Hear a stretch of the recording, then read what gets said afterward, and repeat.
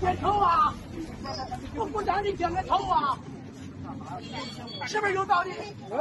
咱们还是穷人住了，那穷人要生活了。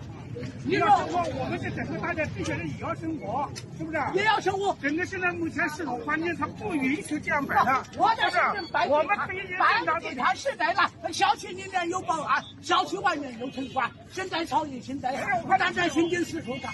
那保安只是干一干，那个城管手脚有把关呐。嘿。我找个小店要希望，我推个车子到处转，一日三餐要吃饭，你说不摆地摊怎么办呐？那我跟城管把你讲，地摊也要有地方，都应该我松了绑了，这边城管不能抢。